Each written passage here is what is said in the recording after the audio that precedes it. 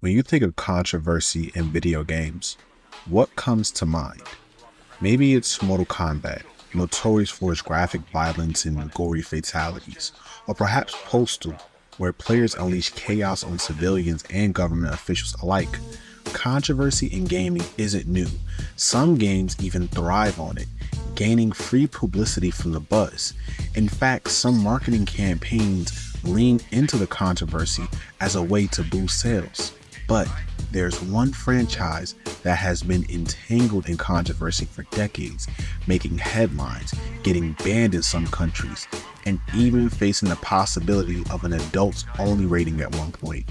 Now, you might assume all this controversy brewed later in the series, but what if I told you it sparked before the franchise even truly began? Welcome back to the Retro Phantoms Retrospective. Today we're hitting the city with a wanted level, checking out the first entry in one of the most controversial franchises of all time, Grand Theft Auto.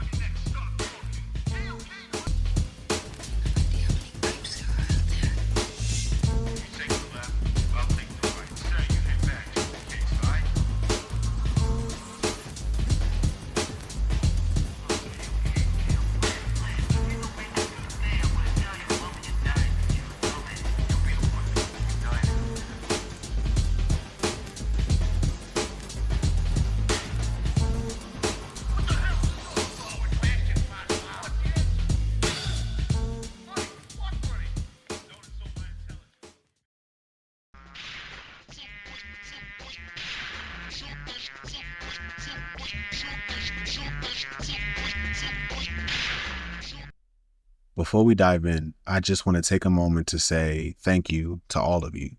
We've officially hit 1,000 subscribers. Honestly, this means a lot to me, and I couldn't have done it without your support, especially those who stuck around even when my audio wasn't the best. And speaking of that, I'll be updating my older videos with proper subtitles so it's easier to follow along, even with the rough audio. Moving on, let me give you a sneak peek of what's coming up next year. With GTA 6 on the horizon, I'm planning on doing something special, a full-on Rockstar takeover. I'll be covering all the Rockstar games leading up to Grand Theft Auto 6's release. And it's not just Rockstar. Mortal Kombat 2, the movie, is also dropping.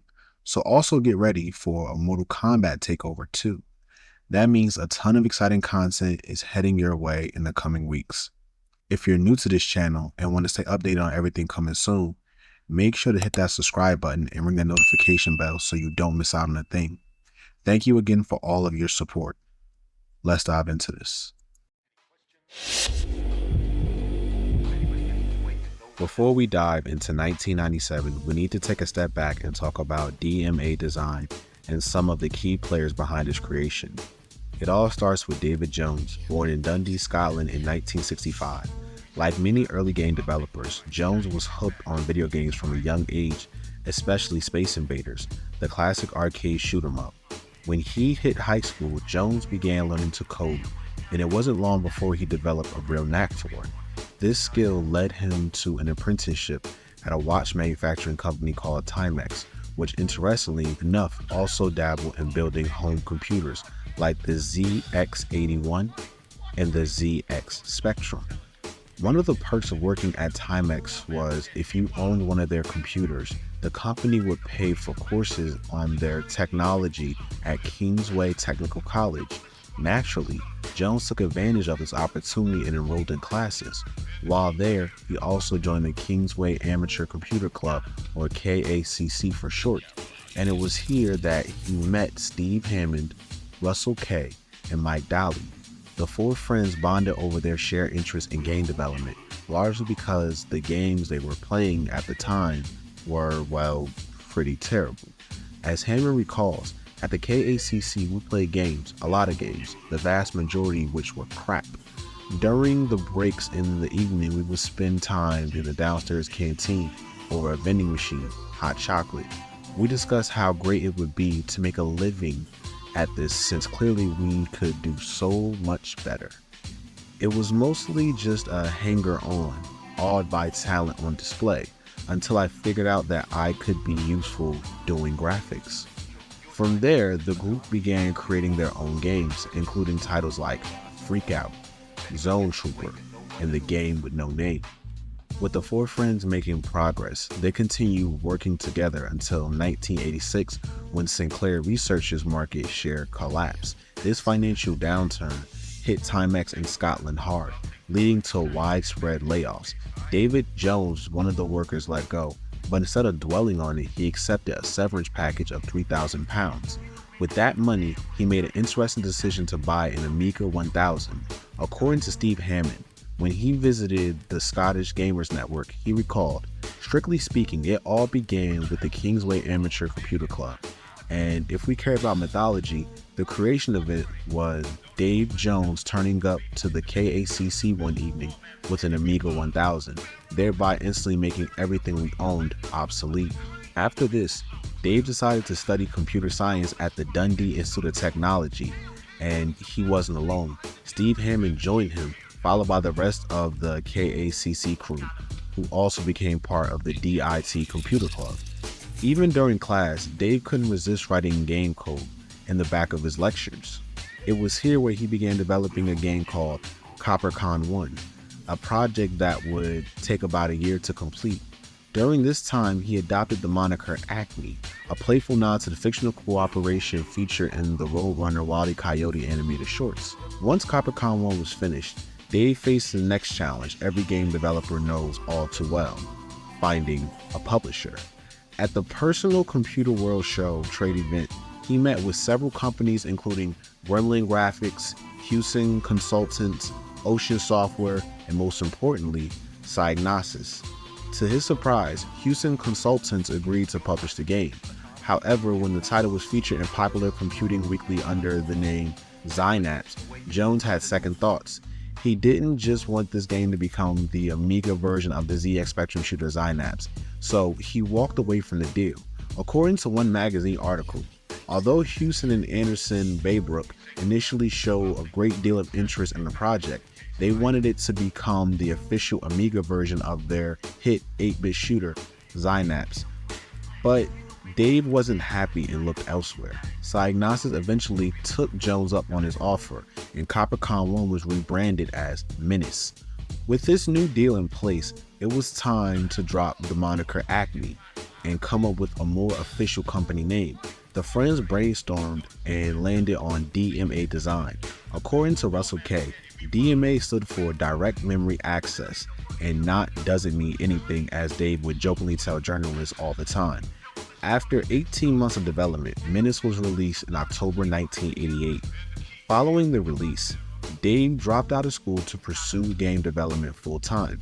Mike Dowley also joined him after being expelled, while Russell K. and Steve Hammond contributed as part-timers. The friends from the KACC were now fully immersed in game development. Thanks to some family connections, they secured an office above a children's clothing store. It was here that they created their first major hit in 1991, the puzzle strategy game Lemmings. The game was an instant success, selling 55,000 units on its first day of release. The success of Lemmings led Psygnosis to greenlight more sequels, including Oh No, More Lemmings the same year and All New World of Lemmings in 1995. However, by that time, DMA Design sensed that Lemmings mania was starting to die down. With the success of Lemmings fading, DMA began looking for new projects. They partnered with Nintendo to create Body Harvest for the N64. Meanwhile, on the side, programmer Mike Dowley was experimenting with a top-down cityscape. Initially, the streets were filled with dinosaurs, but the team soon replaced them with something more contemporary: cars. As Dowley watched the little cars race through the city, he thought to himself, "We have something." Jones also saw the potential and began developing a game based on a classic Cops and Robbers concept. Cops and Robbers is a natural rule set that everybody understands, Jones explained. They know how to drive a car. They know what a gun does. Originally titled Race and Chase, the game was meant to be a realistic simulation. Cars would speed down the street but still obey traffic lights, stopping as they blinked from red to green. Jones watched with satisfaction as the city came to life. When a demo was ready, Jones brought the game to BMG Interactive in London, where he met Sam Houser, the company's president.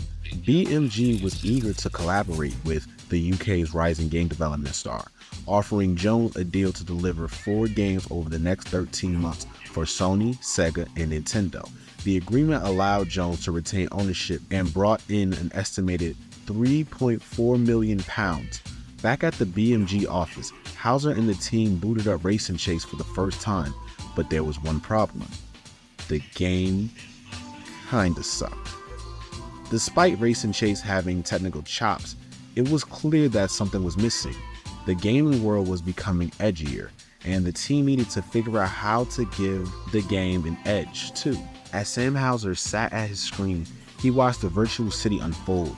Chunky colored buildings, little cars, puttering along gray streets, traffic lights blinking from yellow to red, and ant-like pedestrians pacing the sidewalks, but no matter how good it looked, the gameplay felt stuck.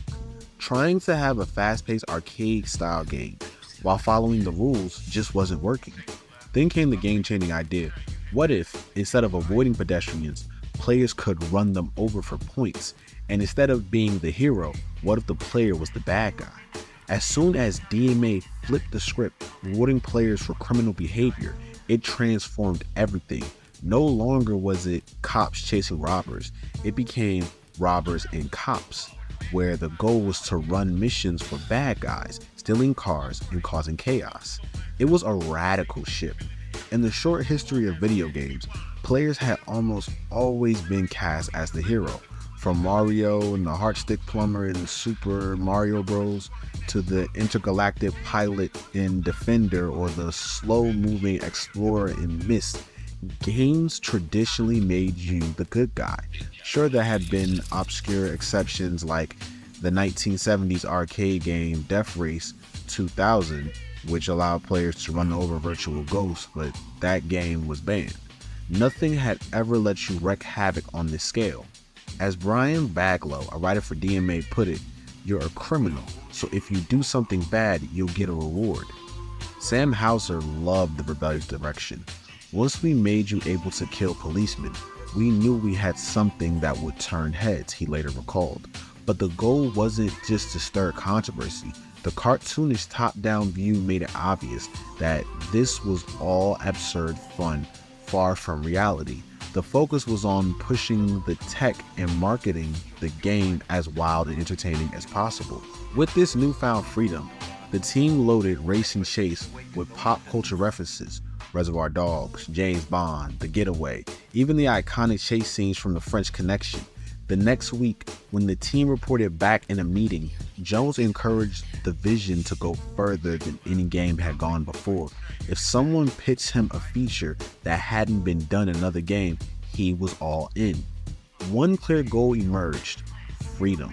Sam Houser wanted players to feel like they could do anything, like a classic Elite or other free-roaming games he had loved as a kid. Race and Chase wasn't just a game, it was becoming a world. The game took place across 3 fictional cities, each modeled after real-world locations. There was Vice City with its palm trees and Miami-inspired vibe, hilly San Andreas model on San Francisco, and gritty Liberty City, a nod to New York. Houser recognized that this kind of freedom was revolutionary for gaming. The problem with other games, he said, is that when you hit a frustrating point, you're stuck. But in Race and Chase, when you hit a tough spot, you can just go do something else. Even the audio expanded with the game's freedom. Some players could drive anywhere in the city. Why not give them a different radio station to listen to based on the car they stole? The musicians stayed up late into the night recording various tracks like country music for when you stole a truck. Jones, however, had his concerns. Games had always been about having a clear objective: shoot the aliens, get a high score. Would players know what to do with all this freedom? To give them some focus, Jones introduced the goal of accumulating 1 million points. To him, Race and Chase was just like a digital version of pinball. "Pinball for me is the ultimate," Jones said. "You have 2 buttons, that's it. It's superb for teaching players about feedback and hooking them for hours. Race and chase could work similarly, encouraging players to rack up points even by running people over. Not everyone at DMA was on board with the increasingly chaotic direction though. One programmer stubbornly played the game as a simulation but dutifully stopped at traffic lights while others walked by in amusement. But that was the beauty of what they were creating. Players had the freedom to do anything, whether it was following the rules or breaking them completely. The only limit to your rampage and race and chase was your wanted level. If you caused enough chaos, a cop's face would appear on the meter at the top of the screen signaling that police cars were on your tail. Commit worse crimes and your wanted level would increase. At level 3, police would set up roadblocks. If they caught you, you'd be hauled off to jail and your weapons would be confiscated. To prevent this from happening too often and running the flow of the game, Brian Baglow suggested adding respray shops. Here, players could pull in their stolen cars and get a fresh coat of paint to shake off the heat. Over at BMG, a new build of the game arrived. As King booted it up and started playing it, he noticed a group of orange rob figures marching down the street. The closer he got, the louder their chanting and drumming became. Holding the forward arrow, he sped down towards them, mowing each one of them while point scores floated at the top of their heads. The BMG crew marveled at the dark, quirky world DMA had crafted. Race and chase had evolved far beyond the geeky simulation it started as a year earlier. It was time for a new name that better captured the game's rebellious spirit: Grand Theft Auto. The decision to prioritize gameplay over graphics was deliberate. Like any creative endeavor, making a video game is about smart resource allocation. Computers had limited processing power, so instead of pouring into flashy visuals, DMA invested into the city's actions, physics, and artificial intelligence. They believed that players would respond to a compelling experience even if it wasn't the prettiest game around. It doesn't matter what it looks like, King explained. If it's fun, people will play it. With Grand Theft Auto shaping up to be a bigger project than anything they had done before, DMA needed a publicist who could stir up buzz. Enter Max Clifford of Max Clifford Associates. While Clifford's controversial career could fill a whole book, his strategy for marketing GTA was straightforward: stir up controversy by baiting politicians. According to Jones, Clifford's plan involved planting stories in the press and knowing exactly which politicians and newspapers would bite, giving the game free publicity fueled by outrage. He told us how he would play it, who he would target, and what those people would say, Jones recalled. Every word he said came true. Clifford encouraged BMG to embrace the game's criminal elements. If it's part of the game, it's part of the game, he argued. Just like in the music or movie business, the rating system governs what's legal or illegal. As long as the game complies with that, don't shy away from it. It won't appeal to everyone, but it will appeal to some. However, Jones wasn't completely sold on this tactic. He had bigger inspirations and was in the midst of negotiating a merger with Gremlin Interactive, a publisher that could help take DMA to new heights. The press had already caught wind of the deal and was predicting that the company would be valued at £55 million, with Jones hailed as the next digital titan of the UK. Rocking the boat with a controversial marketing campaign didn't sit well with him, and many at DMA shared his reservations about prompting GTA based solely on its potential for controversy. When Jones finally met with Max Clifford, he was struck by the man's confidence in his plan. Clifford laid it out plainly. He would tap into his high-powered contacts in politics and stir up outrage. We'll encourage the right people to speak about how scandalous this is and criticize it, Clifford said.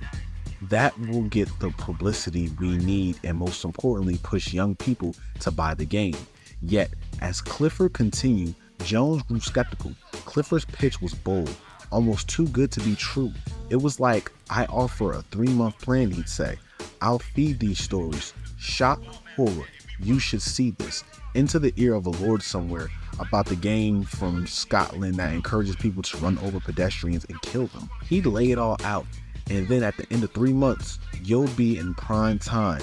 But Clifford delivered on his promises. Everything he said came true. Jones later admitted it all began while the game was still being developed, 6 months before its release. On May 20th, 1997, Lord Campbell of Croy, former Scottish secretary and member of the cross-party Consumer Affairs Group, brought Grand Theft Auto up in the House of Lords. He described it as a scandalous game, involving hit and runs, joyriding, and police chases. There would be nothing to stop children from buying it, he cautioned.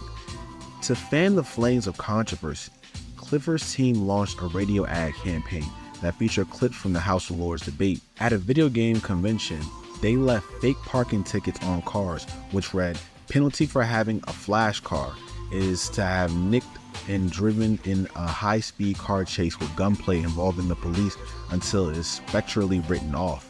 You have been warned." Below, the warning was the Grand Theft Auto logo in red and orange letters, trailing flames with the tagline, "It's criminal not to." The promotional campaign leaned into the game's edgy nature. A poster for GTA showed a car careening down the street surrounded by a list of crimes: murder, drug busts, hijacking, smuggling, bank raids, police bribes, road rage, bribery, extortion, armed robbery, unlawful carnal knowledge, adultery, pimping, petty thievery, and double parking. The penal code for Grand Theft Auto even appeared in the game's cover. As Bagalow noted, the BBFC didn't really get the joke. The press quickly latched onto the controversy, lamenting that the computer genius who developed the best-selling Lemmings was the center of a storm over a new game that encourages players to steal cars and knock down pedestrians in a hit-and-run joyride. The game faced serious challenges, with the British Board of Film Classification threatening to refuse classification, a move that could jeopardize its release just before the lucrative holiday season. To counter the growing concern, BMG commissioned a psychologist from Nottingham Trent University to study the game. In the end, it was approved for adult players. Bagalow stepped in to defend GTA, pointing to the game's wanted levels as proof that it maintained a moral backbone. "We're all being moral," he insisted. "Every time the player does something illegal, it increases the determination of the police to catch them, and they will be caught. In fact, we stress that crime does not pay." As release approached, BBFC made their final ruling. "We are confronted with new problems and new forms of violence," they said in a statement. "This kind of video has already provoked concern in Parliament and government. They involve the player in potentially criminal behavior and the infliction of violence on innocent parties. Such subject matter is unprecedented." But crucially, they stopped short of banning the game, ultimately rating it for players 18 and over. Despite the backlash, Jones saw the controversy as an opportunity to educate the public. In the final weeks before the release, the team worked tirelessly improving the car handling and ironing out the remaining bugs. He wanted people to understand that the video games had evolved beyond simple children's entertainment. People assume that computer games are for kids, and that's very wrong, he argued. The trouble is when people judge games on hearsay and out of context. Grand Theft Auto is all in the best possible taste. On November 28, 1997, Grand Theft Auto, one of the most controversial games of this time, was finally released to the masses. Adrian, this may not look like the offices of a major computer company. It doesn't really look like anybody's offices, does it? But it is, in fact, the relaxation area of a very relaxed company, and they are in their lunch hour, so they're allowed a bit of spare time.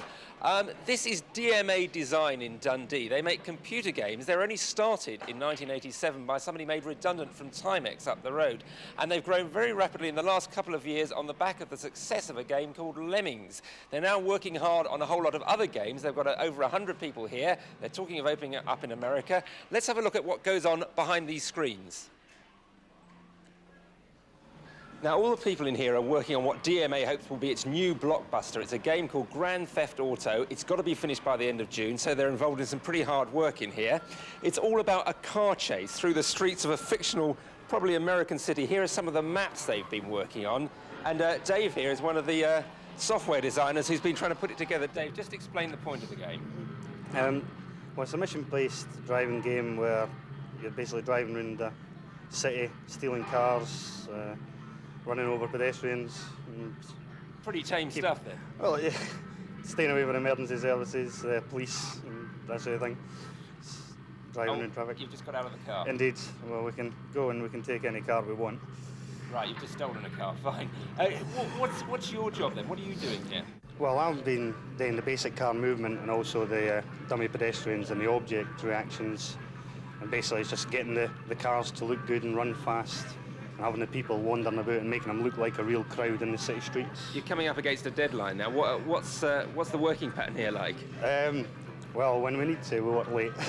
Very late sometimes. We've had a couple of all-nighters to hit other deadlines that we've had during the game. Well, we'll let you get on with it, and we'll go on and see what else they're doing elsewhere in the plant.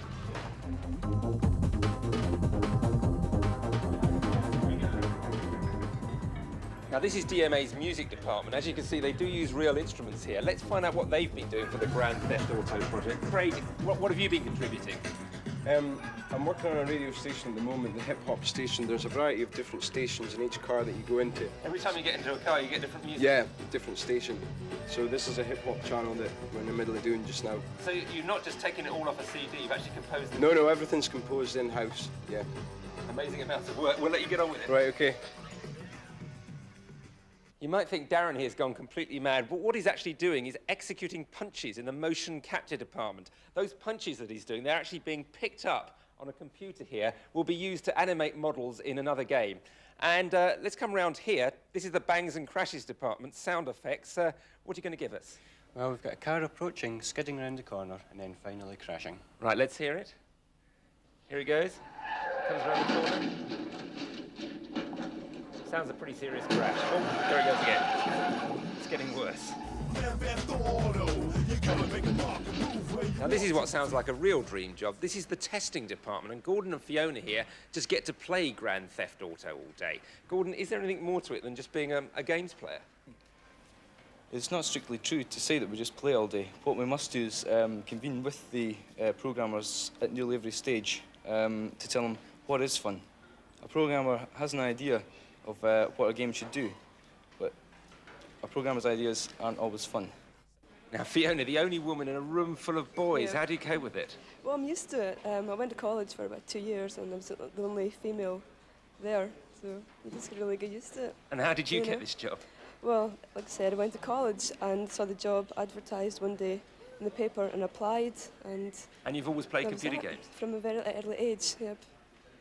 Okay, well, we'll let you get on with it. Thank you. Smashing.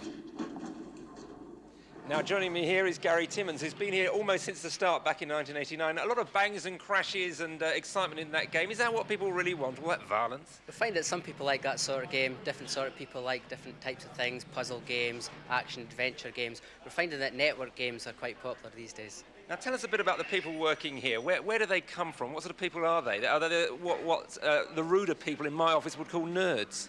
Well, we'll find that here we'll have people from a wide variety of backgrounds, people from art college, programming degrees. We'll have also some people straight from school who have joined the playtest department, that sort of thing, a wide variety. So the average age is 25, not a very formal company, it would be fair to say. That's correct. We find that we try to keep an informal structure here, not much of a hierarchy. What are these people doing now? They all look like they're very busy at work, but it's actually it's the lunch hour now, isn't it? What are they up to? Some of them might be working hard because of deadlines that are coming up, but we find that a lot of people here actually have an interest in games, so they'll be playing probably the network games at the moment. So all those people sat there were playing games, and they get paid for that? Not at lunchtime, because that's what they do at lunchtime, but during the day it's paid for developing games and playing games.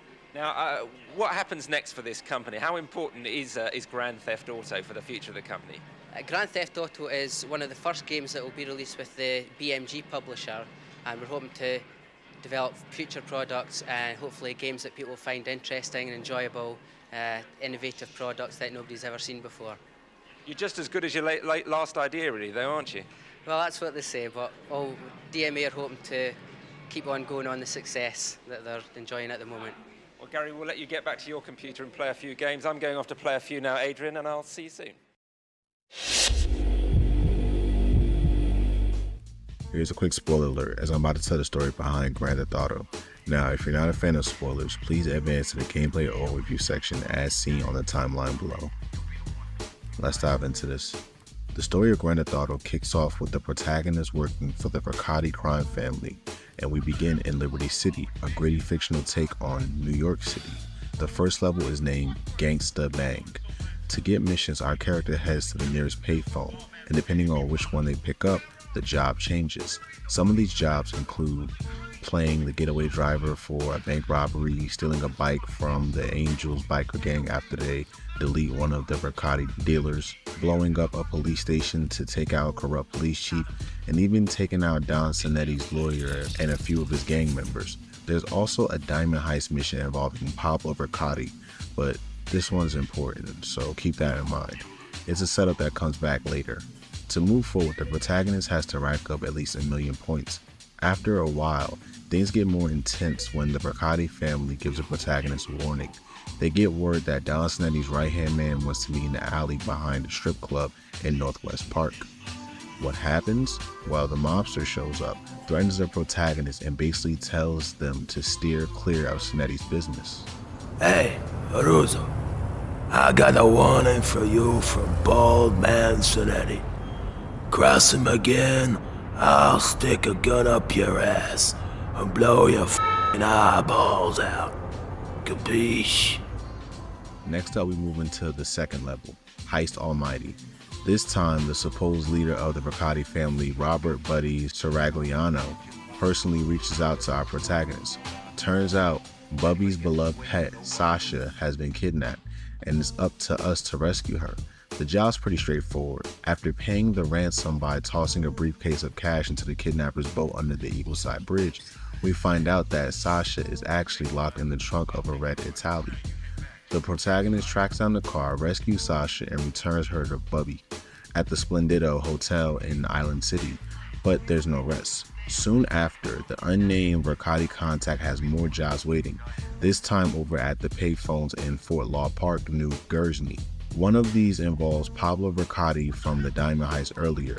He's been found by the cops, so the protagonist is tasked with making sure he gets to the office safe and sound. Pablo lets us know that he's done with the criminal life and is planning to retire in Vice City. Eventually, the protagonist learns that Bubby's car and, more importantly, his private videos have been stolen by the Angels biker gang. Naturally, it's our job to recover them from Central Kings. Once that's sorted, the Riccati contact fills us in on a bigger job. Cabot from that earlier diamond heist is coming down to meet Don Sonetti. We're told to plant a car loaded with explosives in the garage where both Cabot and Sonetti will be meeting. The result? A nice clean explosion that takes them both out. After causing enough mayhem to attract too much heat from the cops, Bubby arranges for the protagonist to catch a flight out to San Andreas. Nice work, kid, but the shit's hit the f***ing fan. The cops are crawling up my ass with flashlights looking for you. I booked you a flight to San Andreas. Now we're into the third chapter, Mandarin Mayhem. Our protagonist arrives in San Andreas and gets in touch with a new crime syndicate led by Uncle Fu. The first order of business, head to the payphones in Central Market to pick up jobs. From there, the protagonist starts working to expand Uncle Fu's criminal empire across the city, earning respect and favor along the way. But things get messy fast. Turns out Uncle Fu's nephew, No Chin, has betrayed the syndicate, and to make matters worse, he's been causing trouble in I Valley with his rowdy drunken gang, embarrassing the family. The protagonist is ordered to clean things up, taking out No Chin's followers one by one. In the midst of this, the syndicate kidnaps one of No Chin's guys and tortures him for information. That's when we discover No Chin's gang has planted bombs in the cars of major criminals like Jimmy the Shovel, El Burro, Hung Well, and even the Yakuza. Our job? Defuse the bombs and return the cars to their owners before things get explosive. Eventually, No Chin tries to flee to China on a fast boat, but the protagonist tracks him down and blows up the boat, ending his betrayal once and for all. With No Chin out of the way, the protagonist is tasked with sending a message to the San Andreas Police Department by blowing up a number of police cars at a diner. That's when things take a twist. A man named Bryson contacts the protagonist with a proposition. However, when they pick up the briefcase, he instructs them to grab it. It turns out to be rigged with C4, complete with a dead man's switch. If they let it go, boom. Bryson forces the protagonist through a series of dangerous trials before sending hitmen after them. But, of course, the protagonist survives. Finally, with help from Chow Yun-thin, the protagonist takes down rival mob boss Don Tregary on Uncle Fu's orders, settling an old score. After proving their loyalty and skills, Uncle Fu himself invites the protagonist to meet Rampant Dragon in Chinatown to personally thank them for helping build a crime syndicate of extraordinary magnitude. We are building a crime syndicate of extraordinary magnitude.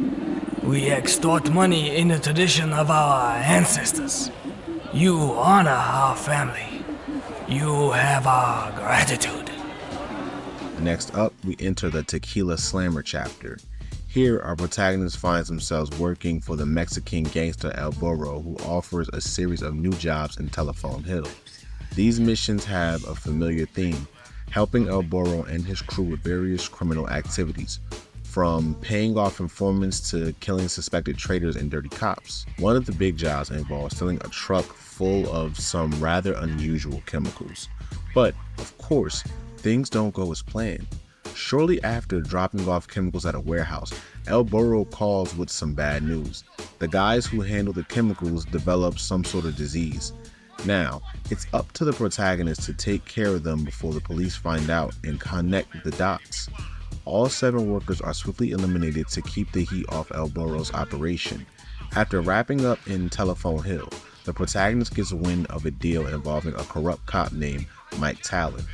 He's requested a face-to-face meeting with El Burro at his mansion, but El Burro doesn't trust him and sends the protagonist in his place. Turns out the distrust was warranted. Talon tries to set up an ambush, but the protagonist survives the attack and takes Talon down shortly after. More jobs follow in Northeast Sailor's Wharf, including avenging the murder of one of El Burro's friends, destroying a few Yakuza limousines, taking out a disloyal gang member, and recovering a briefcase of stolen money. The protagonist also gets involved in some peculiar tasks, like helping El Burro acquire vehicles as props for a disaster movie that one of his buddies is making. But as we've seen before, not everything goes smoothly. El Burro sends the protagonist to check out some interesting merchandise, in an orange speeder over in Sunview. This turns out to be another trap set by Bryson, the antagonist with a serious grudge. The car is rigged with explosives, and now the protagonist has to go through even more of Bryson's twisted trials. After enduring the challenges, Bryson gives the protagonist a 2-minute window to meet him at North Sailor's Wharf. But Bryson being Bryson, he tries to make a run for it, claiming he left the bomb's trigger back in Sunview. In the end, the protagonist manages to kill Bryson before he can reach the trigger, defusing the situation, literally. Finally, the protagonist gets a call to meet El Burro in person at the Red Clown Bar. What follows is an unexpected twist. Strong dialogue hints at a possible sexual relationship between El Burro and the protagonist. Quite the odd ending for this chapter. Hey, pretty boy! You done real good for me, no? Now it's time for you to find out why they call me the donkey, huh? Ha ha! I'm gonna reward you personal this time! Now, the protagonist heads to Vice City, where things take a dark turn. They're immediately blackmailed by a corrupt Vice Squad officer named Samuel Deaver, who claims he's got evidence of all the crimes they committed back in Liberty City and San Andreas. With this dirt, he threatens to put the protagonist behind bars for life unless they do his dirty work. Deaver's orders start off pretty typical, getting rid of people who plan to rat him out. But there's more. He has some issues with his family once other corrupt cops paid off. And on top of that, he's got a big grudge against a gang called the Brotherhood of Ja Army of Love, or the Brethren, also known as the Rastas. Deaver is determined to weaken their influence by any means necessary. At one point, Deaver discovers that a car dealership owner in Central Vice Shores is working with the Rastas, so he hires a protagonist to steal the dealer's hot rod. The mission gets chaotic fast as the protagonist has to engage in a shootout in Little Dominica, taking out 10 gang members on a basketball court. With the gang members wiped out, Deaver orders the protagonist to wait for the Rastas to retaliate, but he quickly scraps that plan and decides to stir things up himself. He has the protagonist steal a car belonging to one of the Rastas and then heads back to the dealership to cause some serious destruction. The protagonist blows up all the cars and gasoline-filled buildings, igniting Deaver's planned gang war. Meanwhile, Deaver is coming under serious scrutiny. The ATF, Internal Affairs, and other law enforcement agencies are closing in on him for his many crimes. Desperate, Deaver tasks the protagonist with eliminating Dell, a member of Internal Affairs, but soon after he finds himself on the run. The ATF agents chase him, and he's forced to hole up his house in South Banana Grove. Not wanting to leave any loose ends, Deaver orders the protagonist to dispose of the bodies of his recent victims. In classic Deaver style, the protagonist burns the bodies in a parking lot in Little Bogota, one of the Rastas' main territories, to shift the blame onto the gang. As things heat up, the protagonist learns that their old boss, El Burro, is in town. El Burro is tied up in a drug deal with the Rastas over at the park in Southwest Vice Shores. On Deaver's orders, the protagonist is sent to take him out. After a brutal battle with at least 10 armed thugs, El Burro is finally deleted. But Deaver's growing paranoid. He begins to suspect the protagonist might be working against him. This all leads to a tense showdown when Deaver summons the protagonist to meet him outside the Banana Grove police station, ready to confront them directly. You listen to me, you two-bit motherfucker sucker! I hear you're working behind my back. If that's true, I'm gonna fuck you like a crazy bitch. Get the fuck out of my sight. Now we enter the final chapter of the game, Rasta Blasta. It all kicks off shortly after the protagonist kills one of the Rastas in the car explosion. Deaver, still pulling the strings, informs the protagonist that the Rastas have finally given up and want to talk. He sends them to a payphone in Central Vice Beach for more instructions. When they arrive, Deaver tells them to let him know immediately after the meeting what the Rastas say. It's here that Brother Marcus, the leader of the Rastas, shows up and makes a tempting offer. He convinces the protagonist to switch sides, offering protection from Deaver and his squad in exchange for their loyalty. If the protagonist stays loyal to Deaver, their next mission is to destroy a limousine carrying drugs from Cuba. But here's a twist: if they complete the task, Brother Marcus contacts them again to reveal that they just killed Deaver's wife in that limo. At this point, it becomes clear that it's much safer to work for the Rastas. No matter which side the protagonist picks, Brother Marcus officially welcomes them to the Brotherhood of Jah Army of Love. From there, they start taking on jobs for the Brethren, which often involve taking down minions of Babylon, a term the gang uses for police, government agents, politicians, and judges. One of the major missions involves assassinating a high priest of Babylon, who just so happens to be the President of the United States. The protagonist is given only 2 minutes to reach his limousine, swarming with bodyguards, and take him out.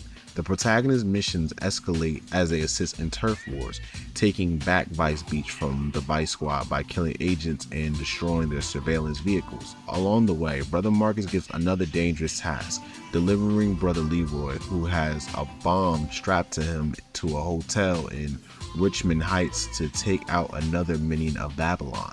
At some point, Brother Marcus reveals that they have located the hideout of another high priest of Babylon. This time it's personal. The hideout turns out to be none other than Samuel Deaver's house in Banana Grove. With the help of 3 members of the Brethren, the protagonist takes out Deaver, his squad, his limousine, and his house in one explosive confrontation. Things don't stop there though. The Vice Squad retaliates by killing Brother Errol and attempting to assassinate Brother Malcolm. But the protagonist steps in to avenge Errol's death and save Malcolm from the same fate. In another job, the protagonist is tasked with rigging a car with explosives and blowing it up in front of the Vice Beach police station with the judge inside to strike fear into the heart of Babylon. Things take a personal note when Brother Marcus discovers that the Vice Squad plans to delete his mother. The protagonist steals a taxi and races to bring her home safely. After all these missions and helping the brethren solidify their control, Brother Marcus gives the protagonist one final call. He invites them to Crazy Bob's House of Guns to collect their retirement pay, signaling the end of their chaotic career as a criminal. Hey, Rude Boy, got the idea that you got the job done and thing. I'm just saying well done on that serious cash in the briefcase, you know. So, I don't think I'll be seeing you for a long time. Grand Theft Auto. This groundbreaking game was more than just a top-down crime-spree simulator. Its creators, DMA Design, crafted an experience that held up a mirror to society and explored the darker underbelly of the American dream. At its core, GTA was about the pursuit of power and status in the corrupt world. The player, cast a small-time criminal, climbs the ranks of the underworld by any means necessary, stealing cars, committing heists, and eliminating rivals. This ruthless climb to the top taps into primal human desires for wealth and influence. But the game also makes a statement about the moral bankruptcy of society itself. Liberty City, San Andreas, and Vice City are thinly veiled caricatures of real-life American metropolises, places where greed, violence, and vice run rampant. By embodying a criminal protagonist, GTA forces the player to question the line between right and wrong. Are players' actions truly evil, or is the world around them already irredeemably corrupt? The game's open-world structure is key to this theme. Unlike linear games with clear-cut heroes and villains, GTA allows for moral ambiguity. The player can choose to be a cold-blooded killer, a petty thief, or a modern-day Robin Hood. Their actions shape the narrative, blurring the lines between protagonists and antagonists. Interestingly, GTA's creators didn't set out to make a profound social commentary. As the Wikipedia article notes, the game began as a fairly straightforward cops and robbers concept called Race and Chase. But as development progressed, the team realized that being the criminal was more fun and interesting than being the cop. The game evolved to embrace its darker themes. Of course, GTA's mature content also made it highly controversial. The game's graphic violence and criminal subject matter sparked outrage, with some calling for it to be banned, but the creators stood by their vision. The three cities, Liberty City, San Andreas, and Vice City, serve as more than just backdrops for the chaos. Each city embodies distinct themes and social commentaries that reflect aspects of American culture and urban life. Let's dive into each city and explore what they represent. Liberty City is a clear homage to New York City. It encapsulates the hustle and bustle of urban life. The city is a melting pot of cultures, but it also showcases the darker side of city living, such as crime and corruption. Liberty City represents a relentless pursuit of the American dream, where success often comes at the expense of morality. The player navigates through a world where crime is not just a means to end, but a way of life. The chaotic streets filled with pedestrians and police reflect the constant tension between law and disorder. The city's design, with its cramped streets and towering buildings, emphasizes the feeling of being trapped in a system that rewards ruthless behavior. San Andreas draws inspiration from San Francisco, with its iconic hills and diverse neighborhoods. This city introduced a more laid-back vibe compared to Liberty City, but it still harbors a significant criminal underbelly. San Andreas embodies the notion of freedom and rebellion. The player can roam freely, engaging in various criminal activities or simply exploring the city. This freedom, however, is juxtaposed with the consequences of crime. The city's layout encourages exploration and experimentation, mirroring the idea that while the pursuit of happiness is a right, it often leads to moral dilemmas. The missions in San Andreas often highlight gang culture and the impact of systemic issues on communities, reflecting real-life struggles in urban America. Finally, Vice City is inspired by Miami. It's characterized by its vibrant nightlife, flashy cars, and overall sense of excess. The city captures the glitz and glamour of the 1980s, but beneath the surface lies a world of crime and vice.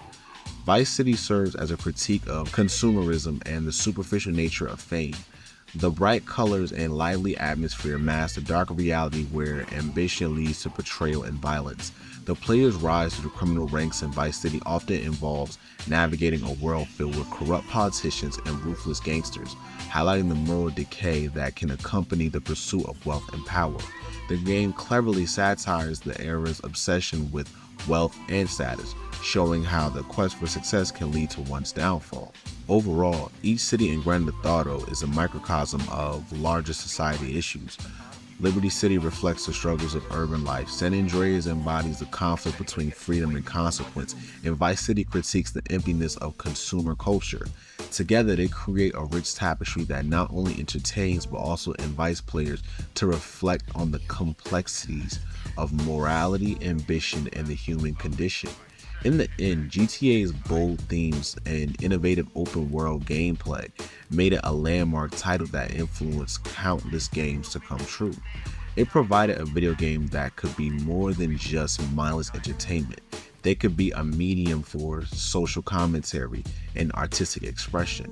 The game's legacy lives on in the highly successful GTA games, which continues to push the boundaries of what's possible in gaming.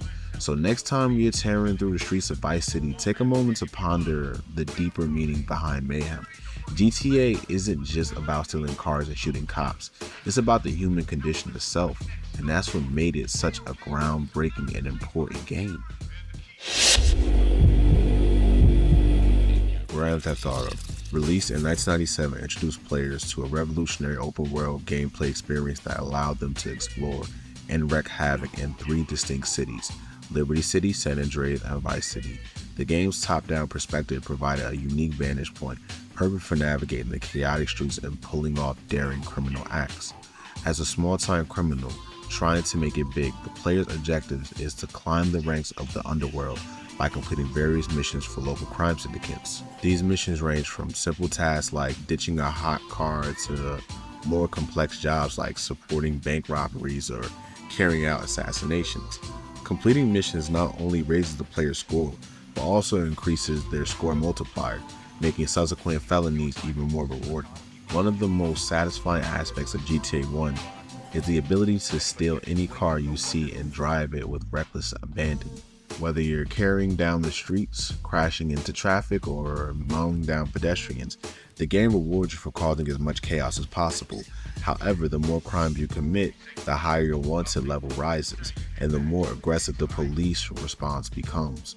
As your wanted level increases, the police presence becomes more intense. At the lowest level, you might have a single cop in pursuit, but at the highest level, the entire squadrons will hunt you down, setting up roadblocks and shooting to kill. The only way to shake off the heat is to find a respray shop and get a new paint job with fresh license plates. This costs money, which is deducted from your score, but it's a small price to pay for the thrill of the chase. Each of the 3 cities in GTA 1 is massive, spanning multiple screens and can be freely explored. As you navigate the streets, you'll come across crates containing weapons, armor, extra lives, police bribes, and get out of jail free cards. The game features dozens of unique vehicles with its own handling characteristics, from nimble sports cars to lumbering buses. The ultimate goal in GTA 1 is to reach a target score, which starts at $1 million and increases in later levels. You can earn points through a variety of means, as stealing cars, causing destruction, and completing missions. However, the more chaotic your actions, the higher your score multiplier will be, making each subsequent felony even more lucrative. GTA 1's gameplay was a revelation in 1997, offering players an unprecedented level of freedom and creativity in the open world setting. The game's blend of arcade-style driving, crime-filled missions, and over-the-top violence created a unique and addictive experience that will go on to inspire countless other games in the genre. Okay, so Grand Theft Auto was initially released for the MS-DOS on November 28, 1997 for European markets and on November 2nd, 1998 for North American markets. Developed using Wacom C or C++ and Microsoft MASM, it was crafted specifically for the DOS environment, which was a dominant platform for PC gaming at the time. This version set the groundwork for the gameplay mechanics and design that will later be adapted into other ports. Now, on the same day the MS-DOS port was released, the Windows version was released as well. The Windows version was developed using the SciTech MGL multi-platform graphics library, which allowed for better compatibility with Windows operating systems. This transition was significant because it aimed to enhance the user experience, making it more accessible to players who are moving away from DOS-based systems. While the core gameplay remained the same, the Windows port features some graphical improvements over the MS-DOS version. It supported higher resolutions and offered better color depth, which made the vibrant cities of Liberty City, San Andreas, and Vice City look more appealing. Initially, the Windows port was available as a free download through Rockstar Classics, allowing players to experience the game without any cost. However, this service is no longer available today, which adds to the nostalgia for those who played it during its heyday. Now, the PlayStation port of Grand Theft Auto was released on December 12, 1997 for Europe and June 30th, 1998 in North America. One of the most notable differences in the PS1 port is the graphical upgrade. While it still retained the top-down perspective, the graphics were improved to take advantage of the PlayStation's capabilities.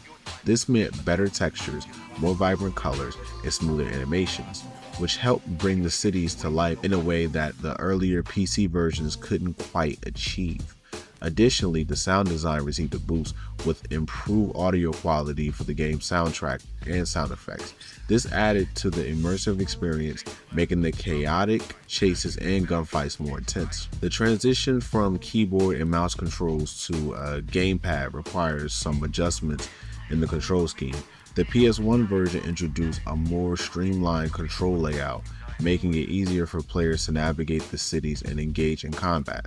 While some players found the controls a bit clunky compared to modern standards, they were generally well received for the time, providing a more console-friendly experience. The PS1 port also included some changes to the mission structure and content. While the core gameplay remained intact, certain missions were modified or adjusted to fit the console format better. This included some tweaks to the pacing and objectives, making them more suitable for a console audience. However, it's worth noting that the PS1 version toned down some of its violence and adult themes present in the original, likely to cater to a broader audience and avoid potential controversy. Bringing Grand Theft Auto to the PlayStation made it accessible to a much larger audience. Consoles were becoming increasingly popular, and this port helped introduce the franchise to players who might not have had access to a PC. The success of the PS1 version played a significant role in establishing Grand Theft Auto as a household name and laid the groundwork for future titles in the series. While the PS1 port may not have been the definitive version of Grand Theft Auto, it certainly contributed to the game's legacy. It showcased the potential for open-world gameplay on consoles and set the stage for the expansive, immersive experiences that would come in later installments. The combination of enhanced graphics, improved sound, and more accessible control scheme helped solidify Grand Theft Auto's place in gaming history and paved the way for the franchise's explosive growth in the years that followed. The last port I'm going to cover is the Game Boy Color port of Grand Theft Auto. This version came out October 22nd, 1999 for European markets, and the following month the same year it was released for North American markets. One of the most impressive aspects of the Game Boy Color port is how it managed to translate the vast title-based cities from the original game into a handheld format.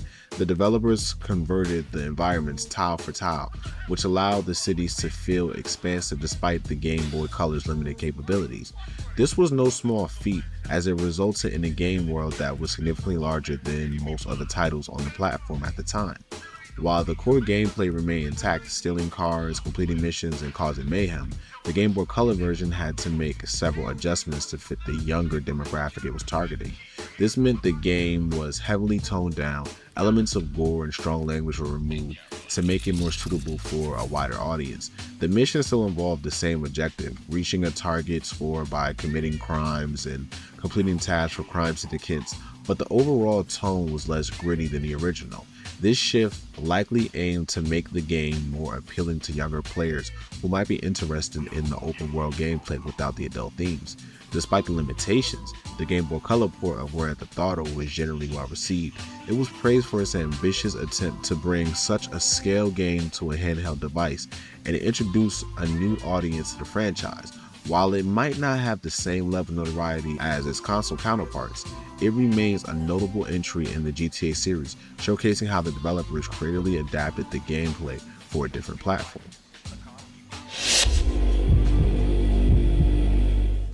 Now let's move on to the reception of this game and how it's looked at. When Grand Theft Auto first hit the scene, many critics were impressed by its sheer scope and freedom it offered players. GameSpot praised the game's music and sound effects, particularly the radio stations and vehicle sounds, and felt the ability to approach objectives however you want as a major plus. Next Generation magazine reviewed the PC version, giving it 4 out of 5 stars, and said while it was easy to accuse the game of being all style and no substance, the charge didn't stick. The game itself was well executed and quite enjoyable. However, not all reviews were glowing. IGN thought the graphics were really quite shoddy and dated, and criticized the fast food programming and careless design, including the controls. Electronic Gaming Monthly gave it a 6.5 out of 10. Nintendo Power scored it a 6.2 out of 10. So while there's definitely an appreciation for what GTA was trying to accomplish, some felt it's short of the execution. Of course, one of the biggest talking points around the original Grand Theft Auto was its controversial content. The game's depiction of graphic violence, criminal behavior, and mature themes sparked outrage in some circles, with Brazil even going as far as to ban the game's sale. This controversy was quite actually embraced by the game's marketing, which used the outrage as free promotion. Despite the mixed initial reaction, Grand Theft Auto has gone on to be recognized as a landmark game that laid the foundation for this series' incredible success. It's been cited as one of Britain's top design icons and most successful exports.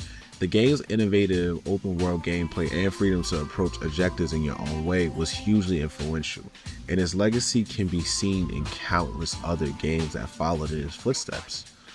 But this is how critics felt about the game. Now let's check on how everyday gamers felt about the game. Many players were drawn to the sheer freedom and chaos that GTA offered. The ability to steal cars, cause mayhem, and explore cities however you wanted was incredibly appealing. Friends revel in the ability to live out their criminal fantasies in a way that was novel for its time.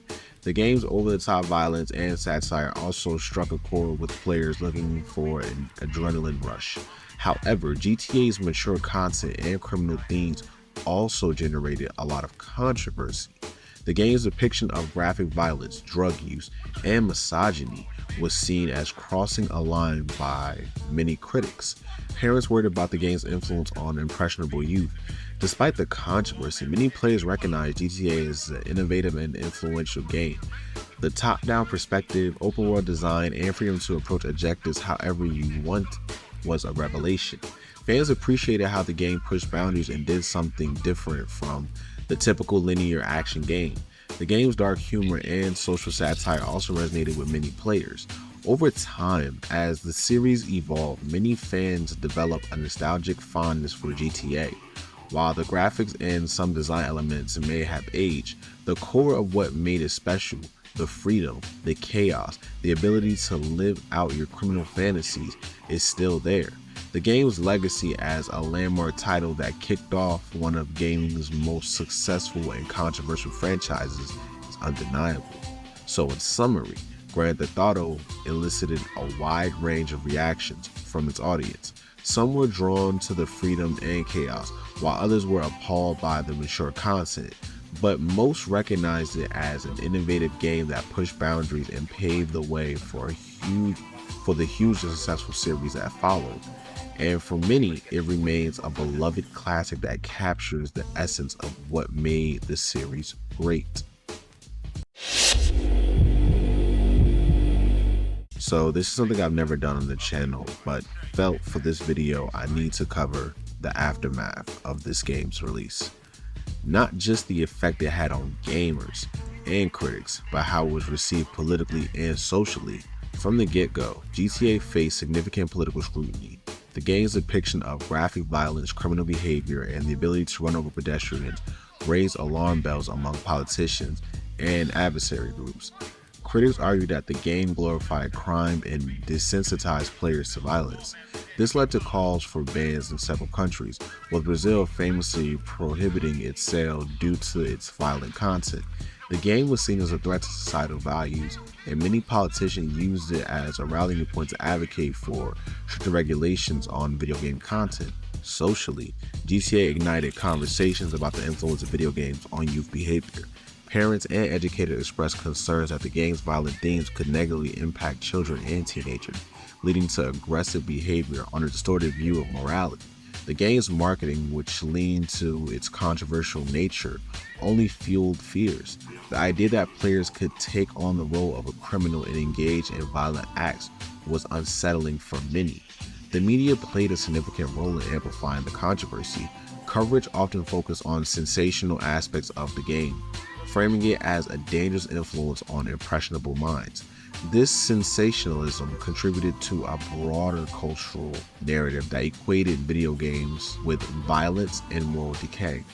The game became a scapegoat in discussions about youth and violence, especially in the wake of real-world incidents that were linked to gaming culture. The controversy surrounding GTA had a lasting impact on the gaming industry. They prompted developers to consider the implications of their content more carefully. The debates led to the establishment of more robust rating systems like the ESRB, Entertainment Software Rating Board, in the United States, which aims to inform consumers about the content of video games. Moreover, the backlash against GTA paved the way for future discussions about artistic expression versus societal responsibility in gaming. Developers began to explore how to balance creative freedom with the potential consequences of their narratives. Looking back, many critics and gamers recognized that while GTA was controversial, it also opened the door for more complex storytelling in video games.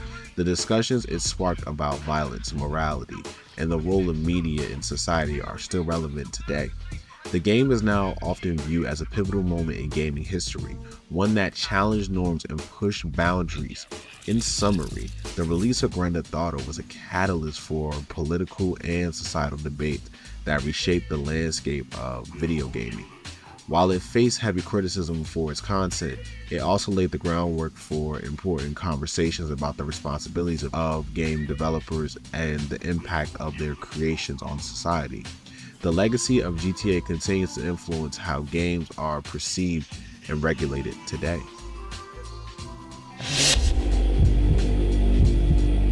Having played the later entries in the Grand Theft Auto series, going back to the original game was a new experience for me. It's fascinating to see how this game holds up even by today's standards. What surprised me most was how many of the series' signature elements were already presented in the first entry. The biggest standout? GTA combined Liberty City, Vice City, and San Andreas right from the start.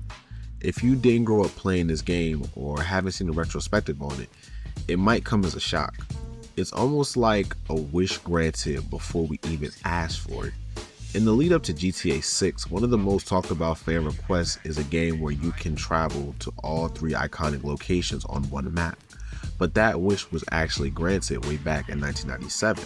The game feels different from the others I've played in the series. Maybe it's the top-down 2D view or the constant use of payphones for missions.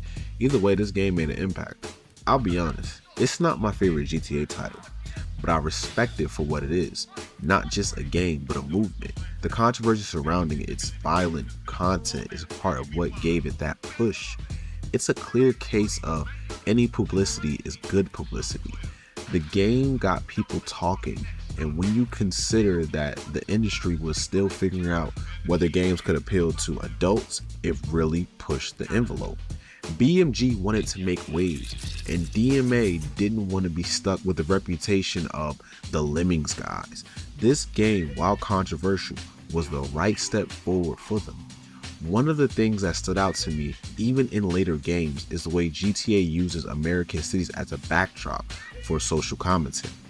What shocks me is they choose to go down this path from the very beginning.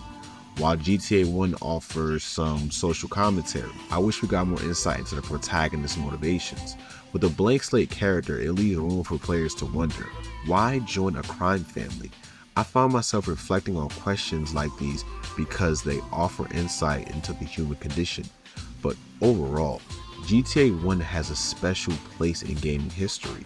It's easy to forget about the earlier games when the newer entries are so much larger and more complex. A part of me would love to see a full reimagining of this game, but at the same time, that might delay another GTA release by 10 years. Just as I'm making this video, it's rumored GTA 6 might get pushed back another year. Looking at that post makes me think we're just fine with this current first entry. If you're a fan of the series and want to form your own opinion, give it a shot. For me, it wasn't a bad game at all.